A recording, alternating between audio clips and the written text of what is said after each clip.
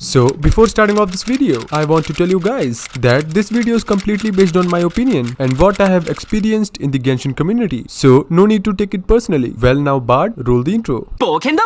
So it's a sad state of affairs when a 5-star is the worst character and even got surpassed by the starter characters. QIQI has long cooldowns on her elemental skills and also lacks the utility that other healers bring. QIQI may move up in content that demands more healing, but Diona is a cryo healer who is a 4-star and she brings a decent shield and provides plenty of healing. And on the other hand, QIQI just has no utility. She has some of the strongest heals in the game, no doubt, but that really doesn't matter. Every other healer just brings much more to the table. So from what I have seen and experienced from inside the game, QIQI is disliked by the majority of community if we talk about gameplay, of course. So in order to find out that why QIQI is so hated in the community and why no one wants QIQI, I have done some thinking and comparison to find out what's the problem. But first I want to define some character roles in my way so you would know what I mean and when I use them. Let's talk about main DPS. It's a character who is in the field for the most time and deals most of the damage. Sub DPS, a character who can deal damage when he or she is not on the field. Support, a character who can help other characters in dealing damage by crown control, boosting their attack, keeping them alive, etc. Now time for some comparison. Most of the characters are perfect for 2 roles at most. For example, Ganyu is a perfect main DPS, but she can be built as a perfect support character too. Diluc is just a main DPS. He can't do much of the field. Fischl is a very good sub DPS, but she can be built for doing lots of physical damage. But in the case of QIQI, she is viable for all the 3 roles. And for balancing reason, she is not perfect at any of them. It's just like a multi-purpose tool that's not perfect for any of the uses, but can do all of them to some extent. In the case of QIQI, you guys might say that what do you mean she is very perfect for any of the roles? Yes, I know QIQI is the best healer in the game. That's very true, but in this case, it's not the problem with QIQI herself, but the healing, which is not viable in the end game. QIQI's healing is too much in Tevat and not enough in the Abyss, so that's a support role. As for sub DPS, she can be used for breaking shields and provide you with melt, superconduct, freeze, etc. But that's also not enough to consider. Her E cooldown is so long that she can't regenerate enough energy particles for herself, so you can really use her burst to do burst damage and healing. And QIQI as a main DPS, her healing is based on attack and some of her kit benefits to her as a DPS character, but that's totally overpowered by every 5-star DPS and even most of the 4-star. I think that developers thought this much healing on a character makes it OP,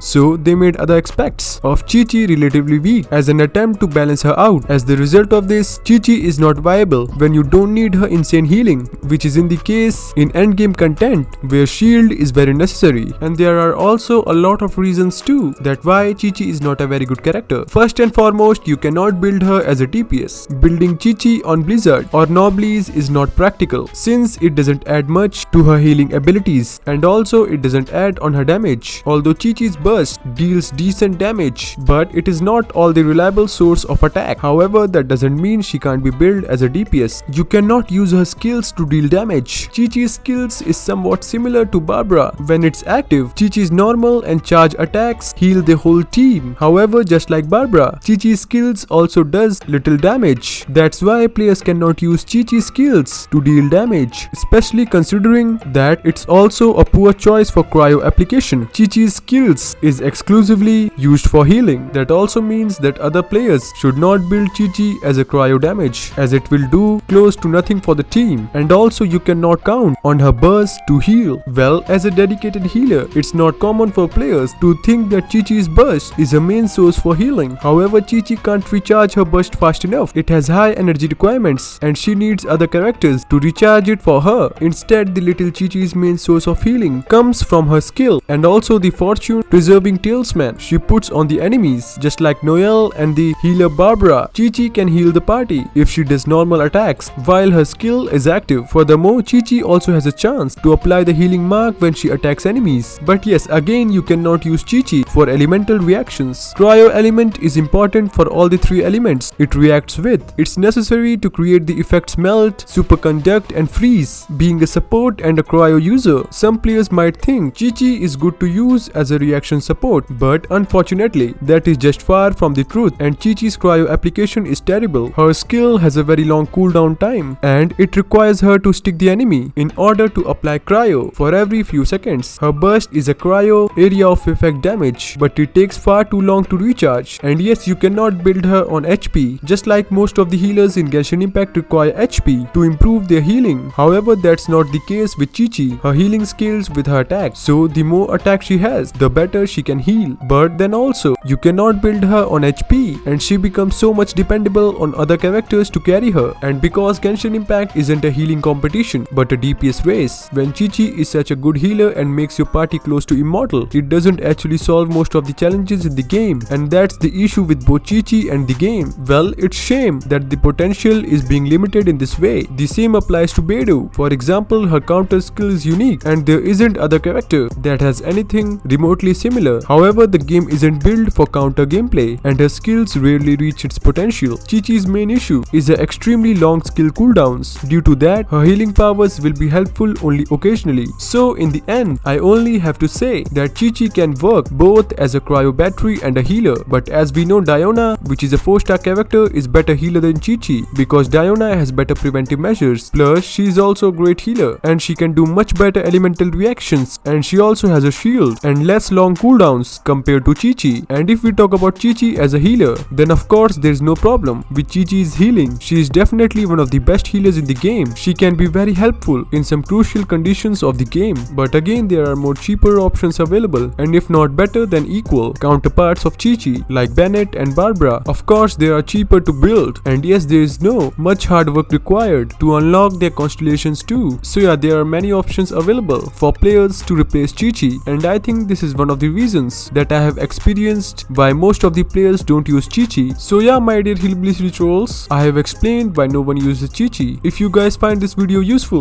then give this video a thumbs up and also subscribe to this channel. So now, take care my dear Hillbilly trolls.